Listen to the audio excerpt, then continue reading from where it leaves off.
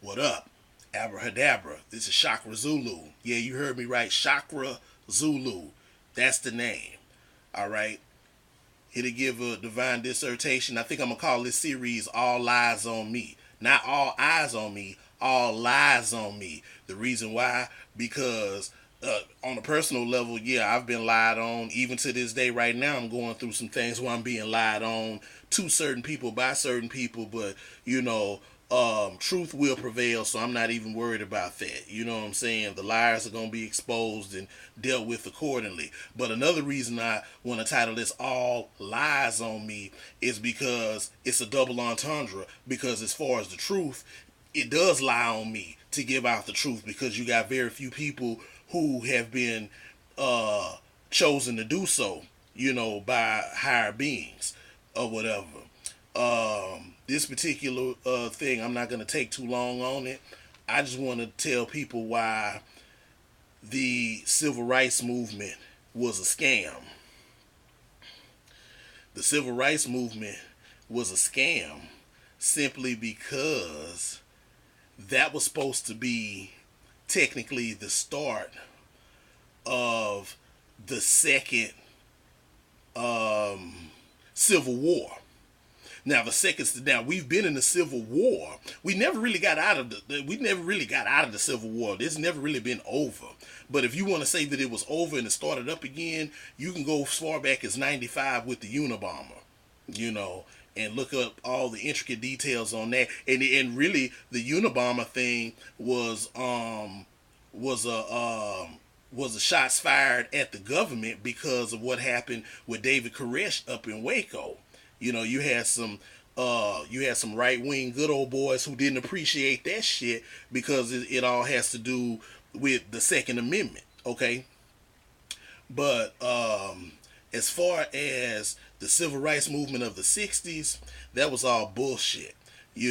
Because what was supposed to happen, like I mentioned in an earlier dissertation, in the wake of the Emmett Till murder, black people were ready to go to war then, but the government said that because black people were thriving like they were during that time of segregation when they thought we were supposed to fall off and die or remain on a lower level of poverty and whatever, black people were thriving even more so than they are now. Black people think they thriving now because they got their little fancy gadgets and whatever, but niggas ain't got no money. Niggas ain't putting nothing on nothing or whatever to, help the community as a whole, thrive and, do their thing. They want to take that money, and because they think that because white people or the oppressor has the best of the best, and they want a piece of that. Oh well, he's not gonna cheat himself, so I want what he got because he ain't gonna settle for less or whatever. But the thing of it was, in terms of going to war, the government knew that this go round, in terms of a civil war, that was a war that they weren't gonna win, and they weren't willing to risk losing everything that they had worked so hard for since Reconstruction. Because in Reconstruction, the United States was no longer just a government entity; it became a corporation. You can go look it up. The official title for the U.S. of A. is not the United States of America; it's the corporation of the United States of America, because that's what they had to start up in terms of getting things back together, and everything was made, everything costs money. So anytime you're dealing with money, you're talking business. So that's what they made it into.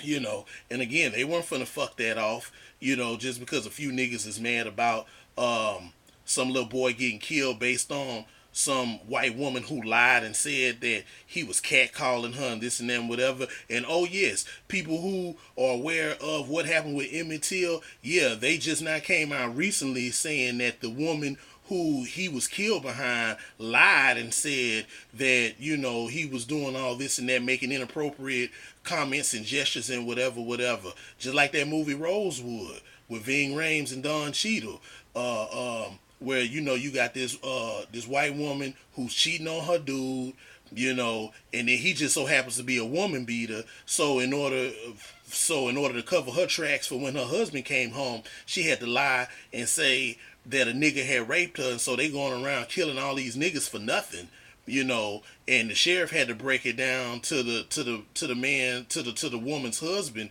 at towards the end of the movie that, you know, your wife is a straight up hoe, you know. And then so he ended up going home and beating her ass some more and this and that and whatever, whatever.